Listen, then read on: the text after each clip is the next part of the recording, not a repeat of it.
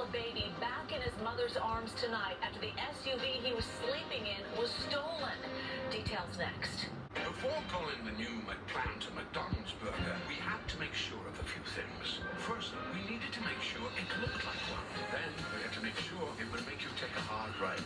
Change your go-to order, inspire creativity, inspire a new jingle. And be good enough to steal. But most importantly, we had to make sure it tasted like a McDonald's burger. The first McDonald's burger with a plant-based patty.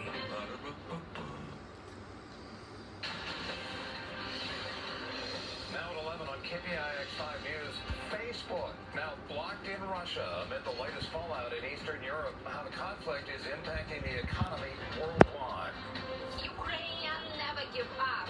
We are so brave, we love freedom, and we will never be a part of Russia. Major crowds showing support for Ukraine here in the Bay Area. The harsher action they're calling for against Vladimir Putin. And a desperate search ends with a Bay Area toddler back with his mother tonight. Now, police were able to bring him home after the SUV he was in was stolen. And going mask-free in schools. How soon that could happen in the Bay Area. But we start with major developments in the war between Russia and Ukraine. Thank you for joining us. I'm Juliette Cooper. And I'm Brian Hackey. We'll take a live look at the morning in Ukraine following what was reportedly a quiet night in the capital city of Kiev.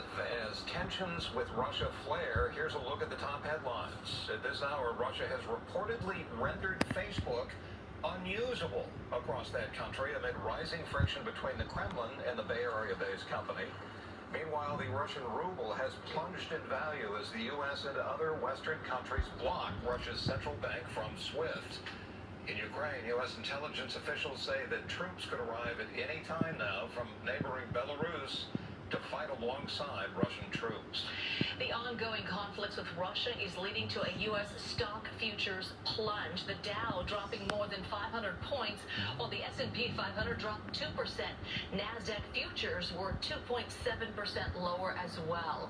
Meanwhile, the stock markets in Tokyo, Hong Kong, and Shanghai declined, while Sydney was higher.